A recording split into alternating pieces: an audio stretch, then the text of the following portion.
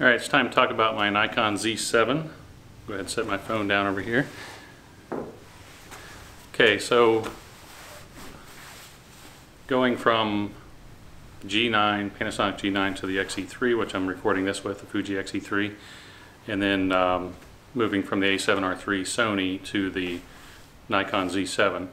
And I'm just going to go over as quickly as I can just some reasons why I went back to this, when I already had a perfectly fine camera, the A7R3, which has outstanding image quality, really nice viewfinder, good focusing, good video. But for me, I've always been someone that prefers Nikon, started out with Nikon DSLRs, and it's just something I'm more comfortable with, and the flash system, quick and easy. I don't do a lot of flash, but when I do, it's just really quick and easy, get a little nice fill flash balance with the background and everything when I'm using a Nikon. And just, the controls and dials and the ergonomics, it is a great body. But I'll just kind of go, I don't know what that is, something hit the roof. Anyway, in this old barn, trying to stay out of the wind and someplace different to do the video rather than sitting at the kitchen table. And so the Z7, there's been some people, do all their usual videos, something hitting a roof again, about, comparing it to the various Sonys and DSLRs. Does it have a as deep a buffer as something like the D850, continuous focus tracking as a D850 or some other mirrorless cameras like the A7R3 or A7 III. Good grief. I think it's probably acorns or something hitting the roof. Anyway, try not to get too distracted by that. But for me, I don't use continuous shooting. I hardly ever even use continuous autofocus. I'm usually in single autofocus and single point, not tracking or anything. And I don't do a lot of video. So for me, it kind of made sense to go back to a Nikon that I'd be really familiar with and really happy with the image quality. Now the image quality between the A7R3 and the D750, actually I think it's a squirrel up there. Anyway, like I said, try not to distract myself by that too much. It's really similar between the image quality A7R3 and the Z7, but for me that really didn't matter too much, other than it's just easier for me to get the color and the look that I want from a Nikon in Adobe Lightroom, and that's what I'm using for editing, is Adobe Lightroom. And by the way, my gallery for the Z7 is in the link below in the description. And just kind of go over a few of the things I really like about the Z7. I can tell you right now, be careful what you watch on the internet about all these comparison videos, and the Z7 is not as good as this, not as good as that. There's a lot of things you don't need. If you don't need a sports camera, then this is perfectly fine. An absolutely wonderful camera. If you need a sports camera, buy something like a D500, D5, D850, or a Sony A9. But this is not a sports camera, and I don't think Nikon ever advertised it that way. But for me, the image quality and everything about it is just absolutely wonderful. And I tell you, I don't regret 1 second buying this. I feel back at home with the Z7 compared to the other Nikons that I had. And the D700 was probably the last one that I really, really loved, and kept it for 3.5 years or so. These days, you're always under the pressure, from various places to upgrade, and I don't think I'm going to feel the need to upgrade or switch to something different that might be better or more functional for me with the Z7, because it's absolutely wonderful, everything I need. It's got way more resolution than I need. Maybe the Z6 would have been a little bit better, but on the other hand, this is more future-proof. I can use the DX mode, the 1.5 times crop, switch it into that mode, and then you automatically get 1.5 times zoom, with proper framing and metering for that frame when you're in that mode, and you still get like a 25 megapixel image. So that's another nice thing about it. But just the body, when I first saw it, I thought it might have been a little too small. I'm trying to look at my phone here and show you the grip, but the grip I think is really just perfect. It probably for me could be a little bit more shallow. It's a little deeper than you would think. You kind of have to reach for those function buttons in there a little bit, but it's not too bad. I can still hold it. I can still hold it one hand really with. Feels really good, and there's absolutely no indication that I feel like I'm going to drop it or anything. The A7R3 was actually pretty good for what it is as far as the grip and everything, but this just, you know, the grip on there is awesome. And by the way, you know, you got that really interesting and nice display panel on there. I'm trying to see that, you know, the display panel there. That's really nice. And the scoot back a little bit. The EVF in this, I think it's probably the same 3.6 million dot EVF that's in the A7R3, but this has the Nikon optics in it. And you know, I thought the A7R3 EVF was good, but oh my God, the EVF in the Z6 and Z7, it's just absolutely wonderful. It's super quick to turn on, you know, switching back and forth between the LCD and the EVF, and the clarity, you know, and how the color looks, and when you zoom in to look at a picture, it's just, I'm telling you, it's better than the A7R3. And the A7R3, up until I got this, was the best viewfinder I've ever seen. Probably the Leica SL, I've never seen one of those obviously, but I've heard, you know, that the Leica SL is probably the standard right now for the EVF. It has something like a 4 megapixel or 4 million dot EVF, and it's a little way more than I would need, but this is the best EVF I've seen. The rear LCD is obviously it just tilts and so on like the A7R3. Doesn't kind of flip around like a Panasonic camera, but it is 3.2 inch, a little bit bigger, and it's almost twice the resolution as on the A7R3. And I'm just comparing with the A7R3 because I had that. You know, obviously anybody that has it knows it's a great camera, and you know, I'm not bashing A7R3 at all. You know, people just, you know, pick the camera that works for you, what you like best, and use it. You know, you don't have to worry about what everybody's saying on the internet and getting all upset about it. You know, people actually, when I mentioned something about the EVF being better than the A7R3 in one of the discussions forums, just making a point, you know, of like why I switched, and you know, like some of the things I noticed about it. I didn't switch for the EVF, but anyway, you know, people start yelling at you when you say something they don't like, and they're like, oh my God, what's wrong with these people? So random strangers on the internet, just be careful about, you know, listening to what people say. The buttons and dials, obviously, you know, it's like a classic Nikon. Everything is right there in your fingers. And the EVF button, or not EVF, the AF on button right next to where your thumb is. So your thumb just kind of lays over that naturally. And then when you're switching with the focus lever here, joystick, whatever you want to call it, it's just right under your thumb. You don't even really have to put the end of your thumb on it. You just kind of, the way it's designed, and it's got a kind of a nice grip on it there, you could take your thumb, you know, the middle of your thumb, and just kind of bounce it around. So that works out really well. And actually I kind of like this dial here, the new style rear dial that Nikon has.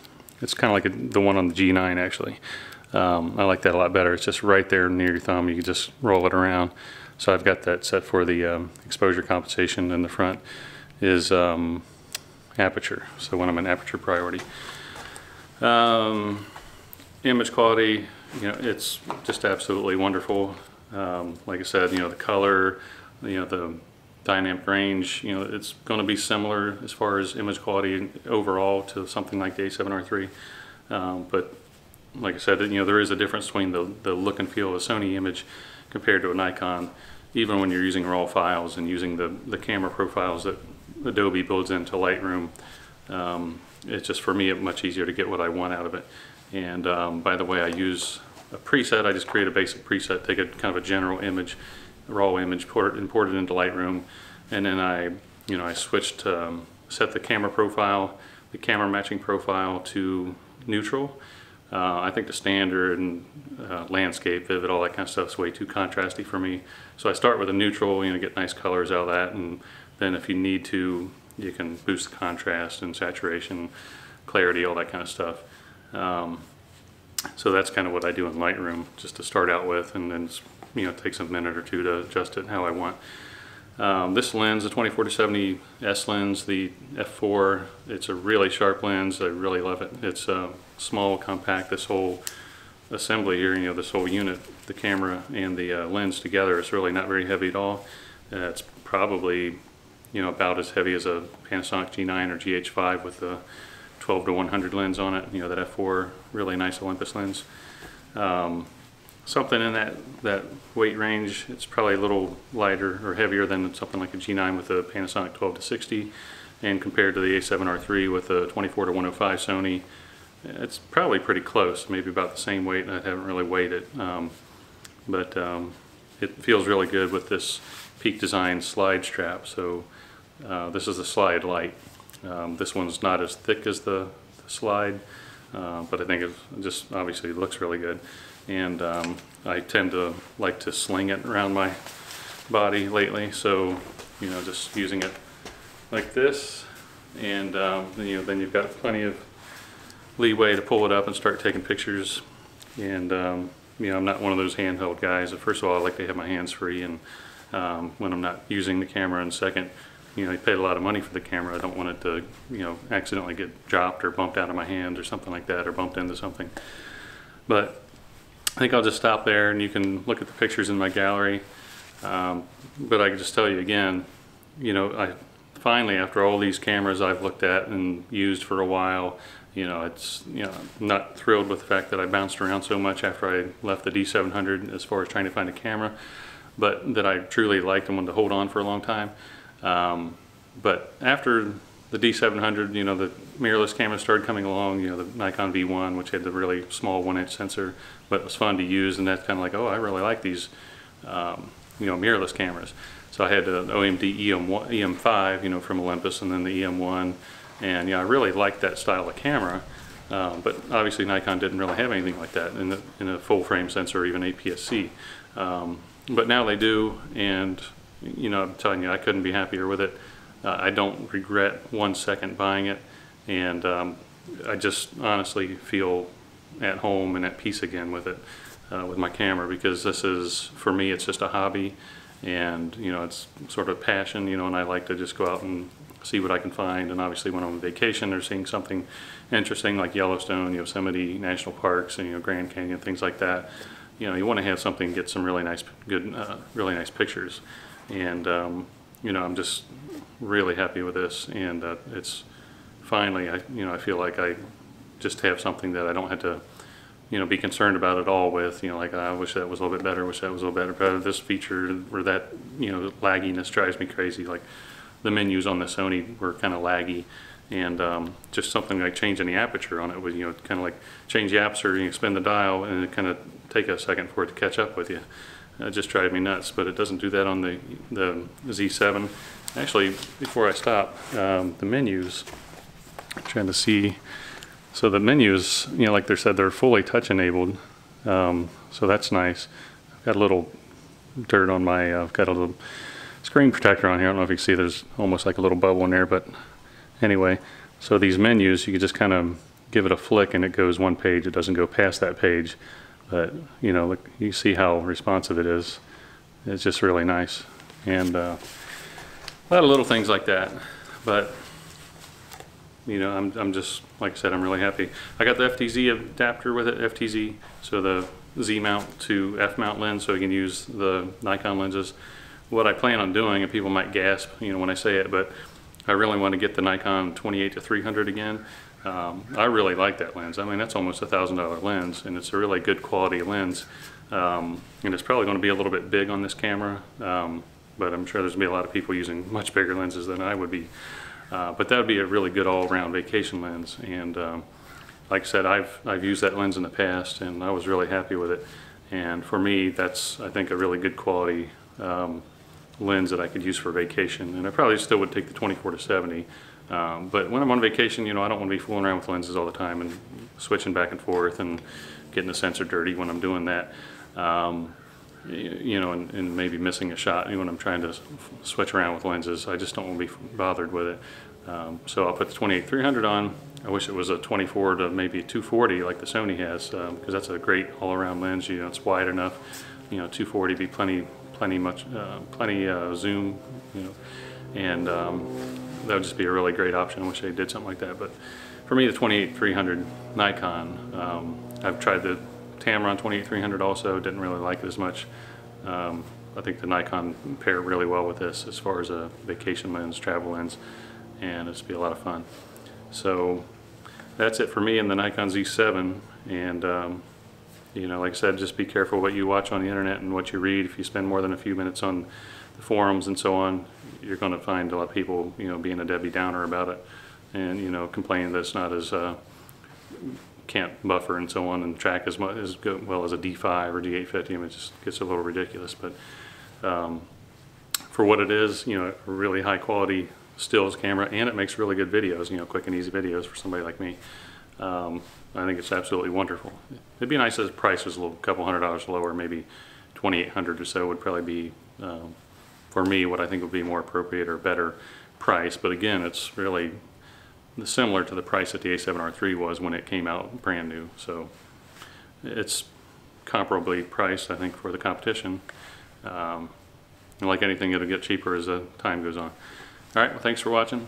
Walk over and turn that off now.